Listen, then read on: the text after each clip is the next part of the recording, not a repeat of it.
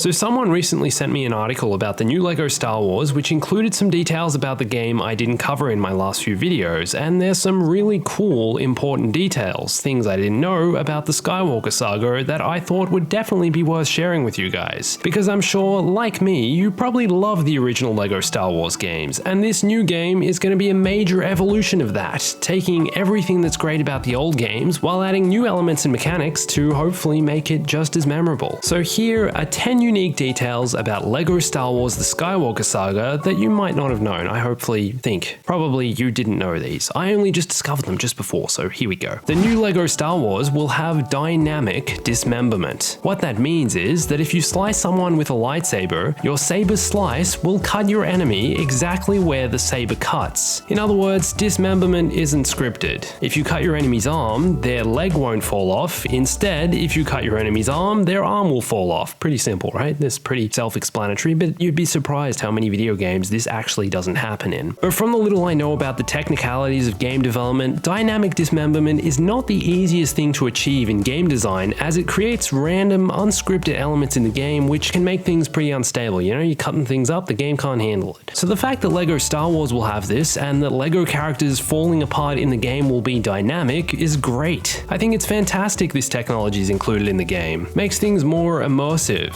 I'm thinking of making a detailed video on dynamic dismemberment at some point as well, so keep an eye out for that. Okay, second detail, you can explore the open world with whichever character you choose that you've already unlocked, of course. And I'm pretty sure choosing your ship will also be a part of this, so you'll be able to select who you're flying around as exploring the galaxy and in what ship you're doing so. However, this obviously only applies if you're not halfway through a story mission, which will limit what characters you have available to you based on what part of the story you're up to. It makes sense, you know? No Kylo Ren in the Phantom Menace. That would be ridiculous. But I'm also assuming free play will be a thing, where once you've completed a mission, will allow you to go back and replay it with whichever characters you choose. Just like the original game. Hopefully this will be a thing, not really sure why it wouldn't be. Then you can play as Kylo Ren in the Phantom Menace. You know what, the more I say it, the more fun it actually sounds. Which side would he play as on though? I'd like to see him as more of a rogue character, you know, killing both battle droids and Naboo guards at the same time. And then fighting Darth Maul, wouldn't that be epic? Kylo Ren vs Darth Maul, I would love to see that battle. In the open world, you can interact with lots of different characters on the planets and environments you explore. For example, as was stated in this article, you can accept a side quest from a gonk droid in which you have to go and fight Tusken Raiders on Tatooine. But in order to understand what the gonk droid is saying, you need to switch to C-3PO, because protocol droids can understand different languages, over 6 million to be exact, and if you don't have a protocol droid, you're not going to know what a gonk droid's saying, right? I didn't actually realize the gonk droids were saying anything. I thought I was just making BB sounds. I didn't realize it was a form of communication. But anyway, I really like that they're evolving the original game's idea of having to open certain doors with certain characters into unlocking more missions based on which character you're playing as. I feel like this gives each individual character more purpose. Like the gonk droid's purpose is to challenge you to finish the entire game while playing only as the gonk droid. Challenge accepted. This is literally on my bucket list of things I need to do before I die. Finish LEGO Star Wars as the gonk droid. Might take a while.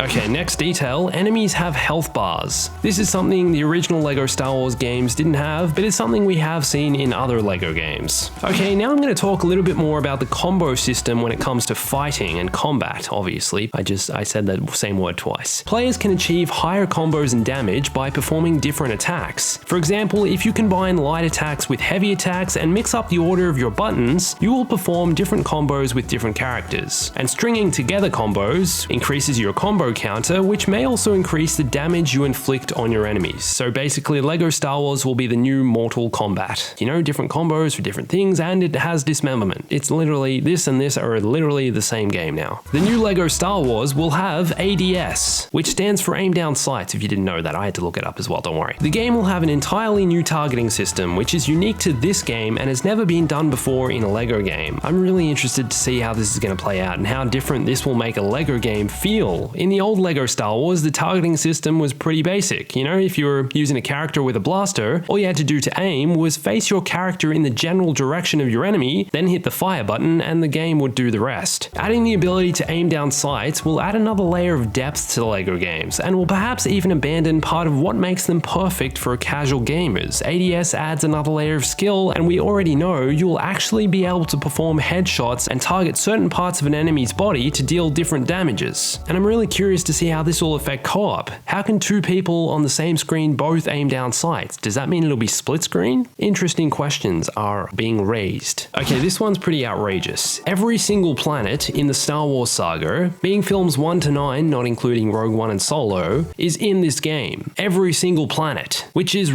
ridiculous. That's a lot of planets, and is part of why this game is not about completing levels at all. I feel like it's actually going to be about exploring entire worlds. Sure, the levels are there to play through the story of the Skywalker saga, but the fact that this game is open world means that the developers are building it in a way that they want it to be explored. This game's going to be structured around going on side quests, building your own adventures, and discovering Easter eggs and collectibles hidden in the Star Wars worlds. It's about the scale of the game and making you feel like you're a part of the Star Wars galaxy in LEGO form. Okay, next up, you can use the Force to move multiple objects at once and to move more objects than in previous LEGO Star Wars games. More planets and more objects. It seems like this feature will play a significantly bigger role in gameplay. My guess is that the Force will work as a cross between the original LEGO Star Wars games and the Force Unleashed. You're probably not going to be launching boxes across the map at 1,000 miles an hour and brutally killing dozens of stormtroopers, but you also won't just be holding a single button to move a box from one part of the room to another. You'll have more control and will be able to manipulate bricks to build, stack, and move objects in the environment. Now, you might already know the fixed camera from the old LEGO games is no longer a thing. The way the camera used to position itself in one corner of the room in the old LEGO Star Wars and you had to somehow figure out how to find those collectibles you couldn't even see, that's gone. But to be honest, that was great for co-op. Even though you could get stuck on opposite sides of the map when your couch partner decided they're going rogue and made it their life mission while you're playing with them to collect every single LEGO stud in the game while you're like, hey dude, can we,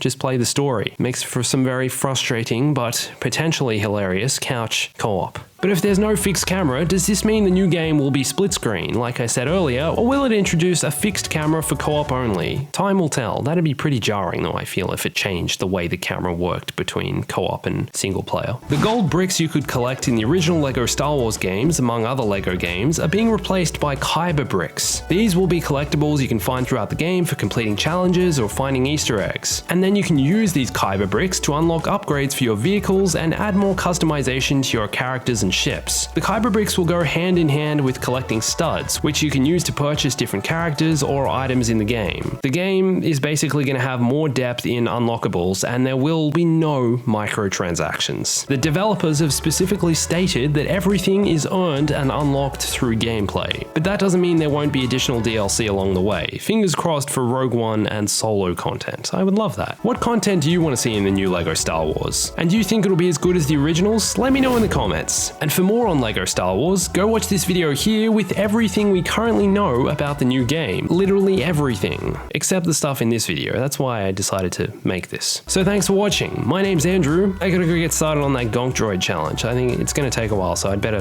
hurry up before the new LEGO game comes out. You like my custom setup? On the floor of my new apartment. It's ridiculous. Stay bombastic.